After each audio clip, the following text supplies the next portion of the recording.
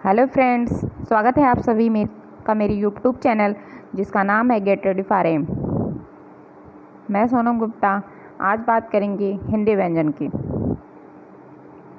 लेकिन उससे पहले आपको अगर मेरी वीडियो पसंद आए तो चैनल को लाइक करें, शेयर करें, सब्सक्राइब करें एंड बेल आइकन को प्रेस करना ना भूलें, जिससे आपको मेरे आने वाली वीडियो की नोटिफिकेशन सबसे पहले मिल जाए। बात करते हैं हिंदी व्यंजन की। स्पर्शी व्यंजन या वर्गीय व्यंजन, इसे स्पर्शी व्यंजन भी कहते हैं।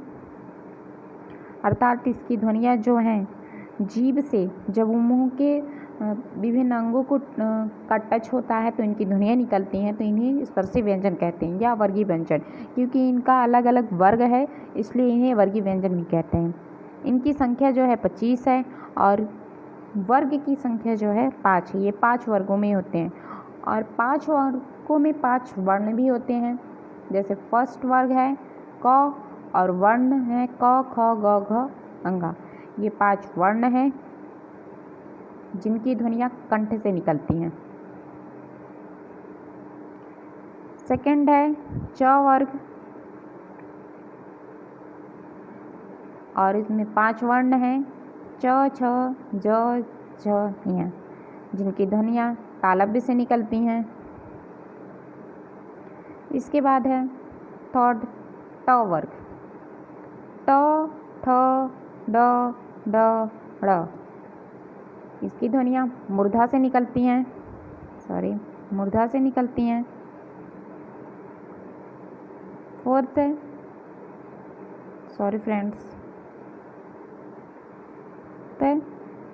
च वर्ग, त वर्ग,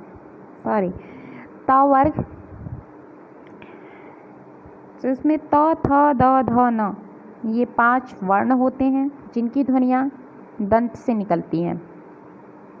लास्ट है प वर्ग, जिसमें 5 वर्ण प फ ब भ म हैं और इसकी ध्वनियाँ ओठ से निकलती हैं। जीभ ओठों को जब टच करता है या ओठ से इनकी ध्वनियाँ निकलती हैं, ओठ जो है उसको टच करते हैं तो ओठ से इनकी ध्वनियाँ निकलती हैं। बात करते हैं अंतस्थ व्यंजन की। अंतस्थ व्यंजन क्या? अंतस्थ व्यंजन में य र ल व, ये 4 वर्ण हैं जो अंतस्थ व्यंजन कहे जाते हैं। इनमें से भी ये जो य है, य और ये व, ये दोनों अर्ध स्वर कहे जाते हैं, अर्थात आधे स्वर। और य का उच्चारण स्थान जो है वो तालव्य है। र को लुंठित कहा जाता है, लुंठित व्यंजन है ये, प्रकंपित व्यंजन है और इसका उच्चारण स्थान जो है वो मूर्धा होता है। ल को पार्श्विक व्यंजन है ये और इसका उच्चारण स्थान दंत है। व का उच्चारण स्थान दंतोष्ठ है, अर्थात दांत और ओठ दोनों के संयोग से इसका उच्चारण होता है व का। और ये य और व अर्ध स्वर भी कहे जाते हैं। आगे बढ़ेंगे। ऊष्म व्यंजन। ऊष्म व्यंजन, ऊष्म व्यंजन में भी 4 वर्ण होते हैं। बड़ा स, षटकोण वाला स और छोटा सा ह।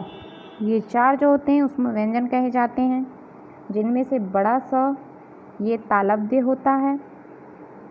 षटकोण वाला सा ये मूर्धा से इसका उच्चारण स्थान है, मूर्धा से इसका उच्चारण होता है। छोटे सा का दंत, ये दांतों से इसका उच्चारण स्थान होता है। और ह का कंठ से उच्चारण स्थान इसका, ये कंठ से इसकी ध्वनि निकलती है। आगे बात करेंगे संयुक्त व्यंजन की। संयुक्त व्यंजन भी 4 हैं। छ त्र श्र ज्ञ। ये क और षटकोण वाले स से मिलके बना है छ। और त्र जो है त प्लस र से मिलकर बना है त्र।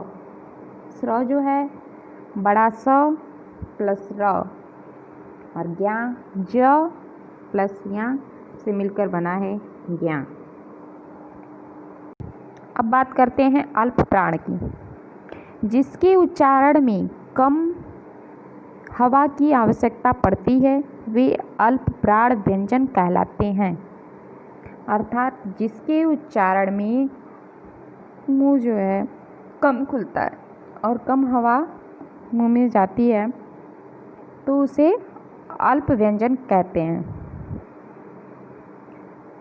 ये विषम संख्या के जो व्यंजन होते हैं, जैसे क, प्रत्येक वर्ण में पांचों वर्ग में जो विषम संख्या के व्यंजन होते हैं वो अल्प प्राण कहे जाते हैं। जैसे विषम संख्या में पहली, तीसरी और पांचवा वर्ण जो है वो अल्प प्राण कहा जाएगा। जैसे क वर्ग में देख लेते हैं, ये क, ग और अंगा, ये तीनों अल्प प्राण। च वर्ग में च, ज, ञ। ट वर्ग में ट, ड, ड़। ट वर्ग में त, ध, न। प वर्ग में प, ब, म। ये पांचों वर्ग में ये तीन प्रत्येक वर्ग में तीन वर्ण जो हैं ये अल्प प्राण के अंतर्गत आते हैं। इनमें से अंगा, इया, अंग, इया, ड़, न, म, ये जो पांचों हैं वो अनुनासिक कहे जाते हैं। और अल्प प्राण में सभी स्वर भी आते हैं। अल्प प्राण में आपके सभी स्वर भी आते हैं और सारे अंतस्थ व्यंजन जो हैं य, र, ल, व, जो अंतस्थ व्यंजन हैं ये भी हमारे अल्प प्राण में आते हैं।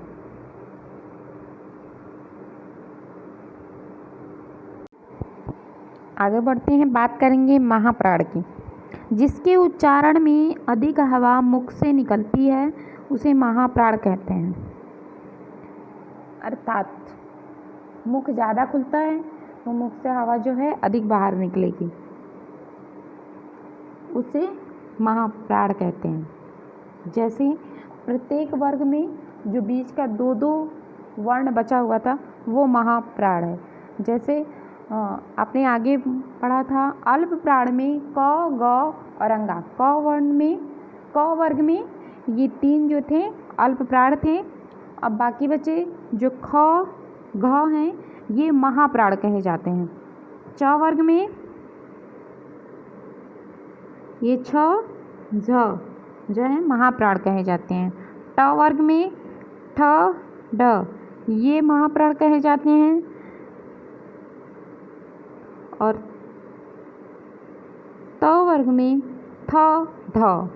प वर्ग में फ और भ जो है महाप्राण कहे जाते हैं।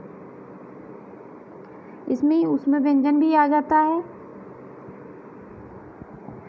जो ऊष्म व्यंजन भी है वो भी महाप्राण कहा जाता है। और महाप्राण की संख्या जो होती है वो 24 होती है। महाप्राण की संख्या 24, इसमें ऊष्म व्यंजन भी आ जाते हैं। अब बात करते हैं अघोष। अघोष क्या है?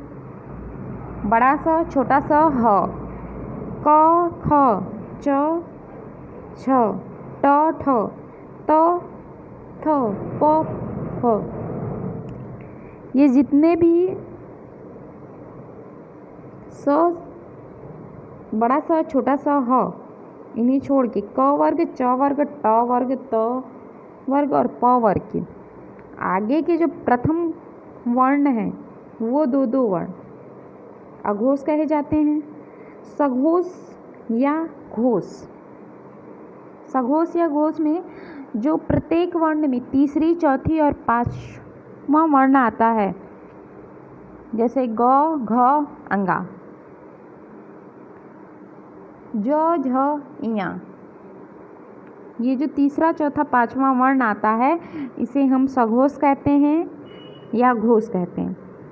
सघोष में अंतस्थ व्यंजन भी आता है, य, र, ल, व, जो अंतस्थ व्यंजन है हमारा वो भी आता है, और सभी स्वर जो होते हैं वो भी सघोष के अंतर्गत आते हैं। ठीक है दोस्तों, आज के लिए बस इतना ही। मिलते हैं नेक्स्ट वीडियो में, तब तक के लिए बाय एंड टेक केयर।